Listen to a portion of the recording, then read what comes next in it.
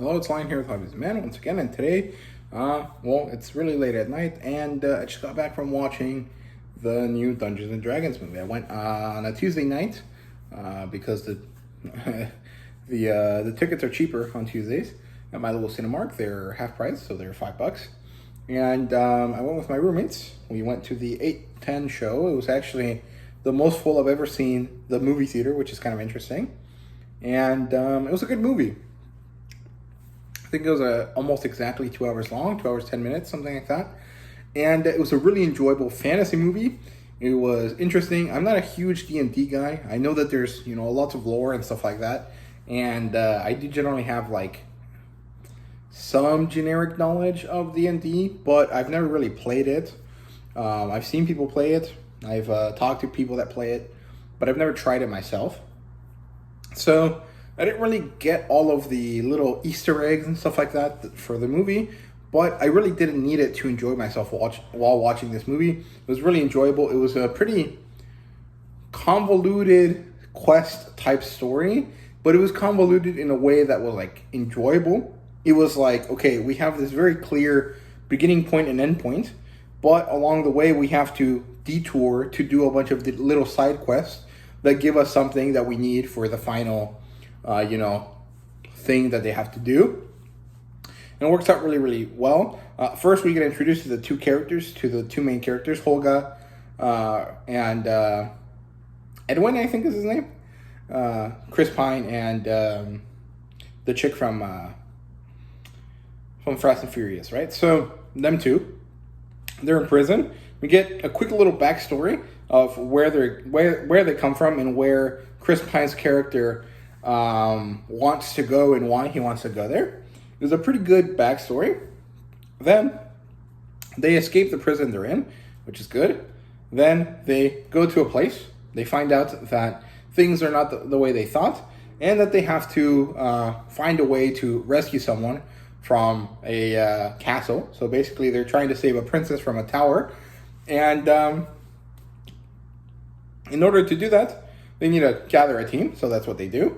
Then they realize that their team is missing a component, a tool. So they go and search for the tool. They manage to find a new guy to join their team. Then they go through this whole ordeal where they have to find this tool. Then they realize that they can't use the tool. So what happens here is that one of their teammates leaves, and then they have to devise a new plan. So then they get that new plan. Then they go to the tower, and then they enter it, but it was a trap. So now they're kind of back to square one, and they're in this kind of death game scenario. They have to escape the death game. Then they have to go back to the tower. Then they get out of the tower. They're, scot-free. They're good to go. And then shit hits the fan, and they have to go back and save the city.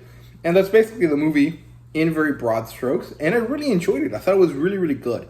The one thing that I do want to complain a little bit about is that last bit, the part where they finally accomplished their goal, but now they have to go back and save the city anyways, felt unnecessary. Once they, got their goal, it feels like it was time to leave. It was okay, you guys finished the movie right now. But they had to go back and have the big final boss battle, which ultimately makes the characters be heroes in the broad sense. But they were basically already heroes to the characters that they were, dealing with. And I don't necessarily feel like it was important enough to go back and finish that, other than for the sake of having a big final battle.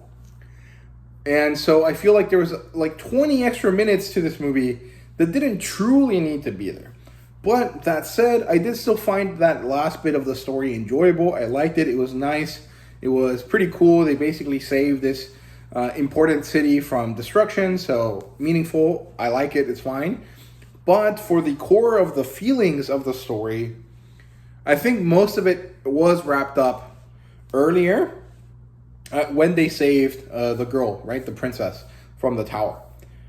There was another kind of different moment at the end of the fight that was also kind of an emotional moment that kind of finished the storyline.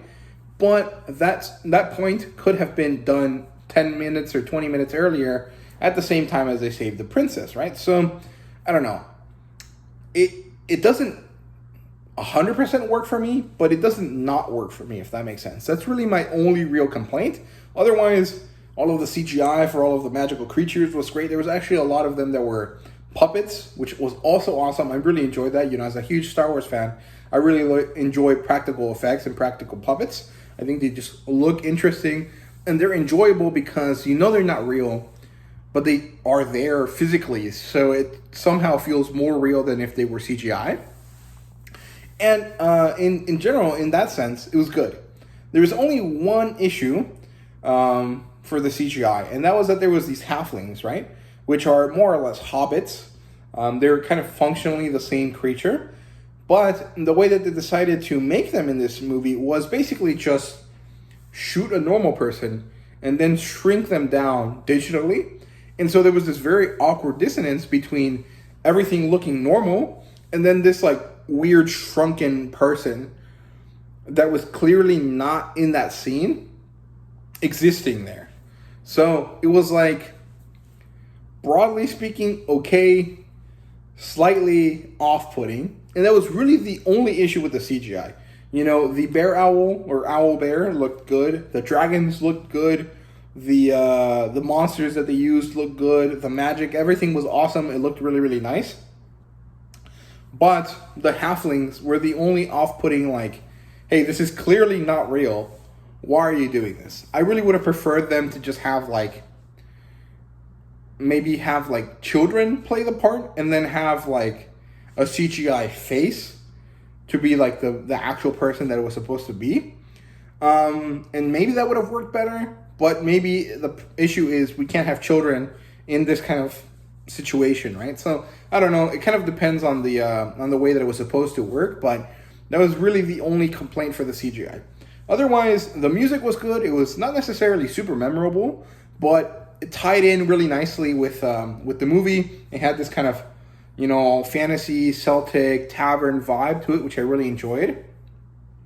And I don't necessarily remember any tunes or anything like that from it, but they were, broadly speaking, enjoyable and kind of, you actually felt the music and you enjoyed the feelings that the music brought, which doesn't really happen all that much. So I really enjoyed that part. I think they hit that aspect really well. Otherwise, the kind of chaotic nature of a D&D campaign and just the way that sometimes they get sidelined and sidetracked was well executed and well seen in this movie without feeling like it was like scripted that way, if that makes sense. Like, it worked well. It was very well done. The story was good. The effects were good. The music was good. Everything was good. It wasn't necessarily perfect, though. So I wouldn't really say this is a 10 out of 10 movie. This would be like a 9 out of 10. I really, really enjoyed it for what I paid for. It was an awesome time. It was 2 great hours. I would definitely buy this on DVD at some point. And I would definitely watch it more than once, once it releases on digital platforms, right? So there you go. That's my thoughts on Dungeons & Dragons: Honor Among Thieves. And I hope you guys enjoyed it, and I hope you guys enjoyed the movie. If you did watch it, let me know down below what you thought about it, and thank you guys so much for watching this video. See you guys later.